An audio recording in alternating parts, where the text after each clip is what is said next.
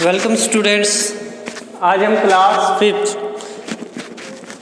Subject social science temperate grassland का next topic पढ़ने जा रहे हैं। पिछले टॉपिक में आपने जो है मुख्तलिफ जगहों पे जो एनिमल्स पाए जाते हैं टेम्परेट ग्रासलैंड्स के अंदर वो पढ़ा था। इस टॉपिक में आज हम पढ़ेंगे फार्मिंग और ह्यूमन लाइफ कैसी है वहाँ पे टेम्परेट ग्रासलैंड्स के अंदर। अब बता रहा है soil in temperate zone is fertile. जो टेम्परेट जोन्स के अंदर जो सॉयल है वो फर्टाइल है। जो in the prairies of north America, prairies आपने पढ़ा था, ये नॉर्थ अमेरिका में ग्रासलैंड्स को कहा जाता है। वहाँ पे कौन कौन सी क्रॉप्स उगाई जाती है, वीट है, ठीक है, उसके बाद जो है बार्ले, जौ है, राई है, फ्लैक्स है, बहुत सारी क्रॉप्स वहाँ पे उगाई जाती है। उसके बाद उस एरिया को ग्रैनरी ऑफ द वर्ल्ड भी कहा गया है, ठीक है।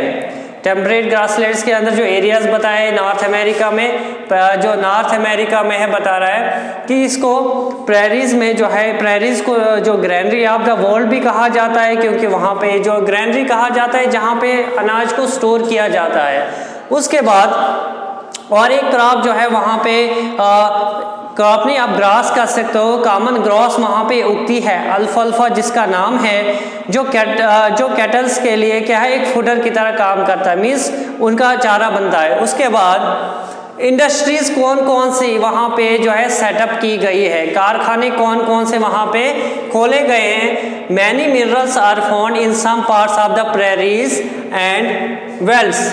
बता रहे बहुत सारे मिनरल्स जो है पाए जाते हैं कहाँ पे, नॉर्थ अमेरिका प्रेरीज में और वेल्ड रीजन्स, ठीक है, साउथ अफ्रीका में। उसके बाद वेल्ड रीजन आ गया, तो इसका नाम है किसका, साउथ अफ्रीका में जो ग्रासलैंड है उसका नाम वेल्ड्स दिया गया।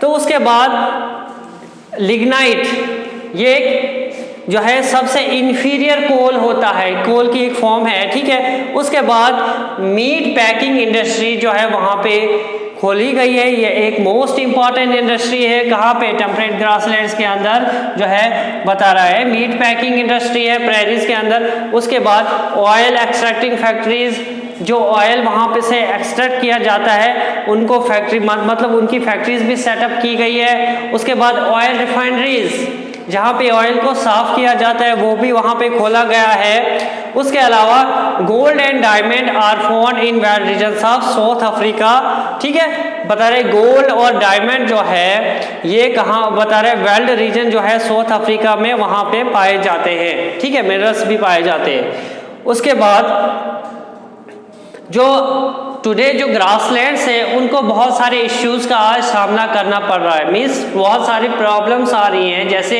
ओवर ग्रेजिंग, ज़्यादा ग्रेज करना, काटना घास को, या बता रहे अपने माल मवेशियों को डालना, जिसकी वजह से ग्रासेस ख़त्म हो रही है, ठीक है। तो उसके बाद बता रहा है ह्यूमन लाइफ। ह्यूमन लाइफ के बारे में आज पढ़ेंगे।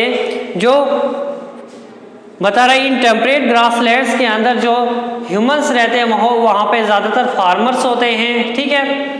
वहाँ पे क्या होते हैं, उनमें उनके जो फील्ड्स होते हैं वो हेक्टेयर्स ऑफ जो है बता रहा है जो फैले हुए होते हैं। उनके जो फील्ड्स बहुत बड़े बड़े फील्ड्स हैं। बड़े फील्ड होने की वजह से क्या होता है, वहाँ पे जो है वहाँ पे मशीन्स का इस्तेमाल किया जाता है। नई नई जो टेक्नोलॉजीज़ के थ्रू जो मशीन्स बनी है, जैसे हार्वेस्टिंग के लिए, काटने के लिए, बीज लगाने के लिए, ठीक है। तो बता रहा है कि अगर उनके पास मशीन्स नहीं होती तो वो अपने उन ह्यूज फॉर्म्स को किस तरह जो है वो कल्टीवेट करते।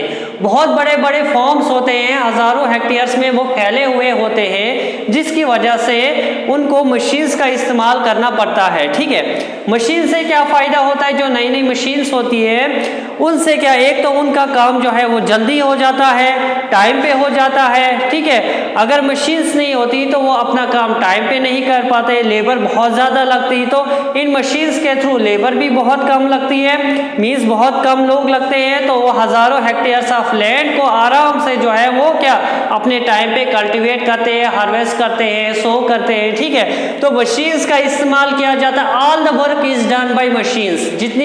जितना भी काम किया जाता है वो सारी मशीन से होता है, जैसे थ्रेशिंग का, हार्वेस्टिंग का, सोइंग का, ठीक है, या और जो है दूसरी चीजें इसके अंदर आती है। तो हर एक चीज जो है वो मशीन्स करती है। उसके बाद बता रहे जो एक तो वहां पे जो लाइफ है वो बहुत ही हार्ड है, ठीक है, क्लाइमेट की वजह से। तो आपने पढ़ा कि इसके अंदर जो है ह्यूमन लाइफ के अंदर वहाँ पे आपने पढ़ा कि सारा काम जो है मशीन्स के थ्रू किया जाता है, मशीन से ही सारे काम लिए जाते हैं। तो जिसकी वजह से वो अपने उन ह्यूज फॉर्म्स को जल्दी से कल्टीवेट कर पाते हैं, ठीक है, उसमें सो कर पाते हैं। तो ये था टेम्परेट ग्रासलैंड्स के अंदर। आज हमने फार्मिंग के बारे में थोड़ा पढ़ा, उसके बाद इंडस्ट्रीज के बारे में पढ़ा और ह्यूमन लाइफ्स के बारे में पढ़ा कि इंडस्ट्रीज में आपने फार्मिंग में पढ़ा कि टेम्परेट जोन के अंदर बहुत सारी क्रॉप्स उगाई जाती हैं, जैसे व्हीट है, बार्ले, जौ वगैरह, ठीक है। तो उस एरिया को हम ग्रास, नॉर्थ अमेरिका जो प्रेरीज है उसको हम ग्रैनरी ऑफ द वर्ल्ड भी कहा जाता है। उसके बाद जो इंडस्ट्रीज है, बहुत सारे इंडस्ट्रीज वहाँ पे पाई जाती है, जैसे प्रेरीज के अंदर बता रहे ऑयल एक्सट्रैक्टिंग फैक्ट्रीज है, ऑयल रिफाइनरीज है, मीट पैकिंग इंडस्ट्री सबसे मोस्ट इंपॉर्टेंट इंडस्ट्री है उस रीजन के अंदर। उसके बाद गोल्ड और डायमंड जो है साउथ अफ्रीका के ग्रासलैंड से वहाँ पे वेल्ड रीजन ऑफ से निकाले जाते हैं। उसके बाद ह्यूमन लाइफ जो है आपने पढ़ा कि सारा काम जो है मशीन्स के थ्रू होता है, मशीन्स करती है। और जितने भी वो ह्यूज फॉर्म्स होते हैं बड़े बड़े, जिसकी वजह से मशीन्स के थ्रू न्यू टेक्नोलॉजीज की वजह से वो क्या बता रहा है कि वो उन ह्यूज फॉर्म्स को जल्दी से कल्टीवेट कर पाते हैं, जिससे उनको जो है क्या बता रहा है कि जिससे जो है वो अपने फॉर्म्स को जल्दी से कल्टीवेट कर पाते हैं और टाइम पे कर पाते हैं, ठीक है। तो ये था टेम्परेट ग्रासलैंड्स के अंदर जो हमने कुछ टॉपिक पढ़े। तो अगले टॉपिक में अगले लेक्चर में हम नेक्स्ट टॉपिक को कंटिन्यू करेंगे, ठीक है। Thank you.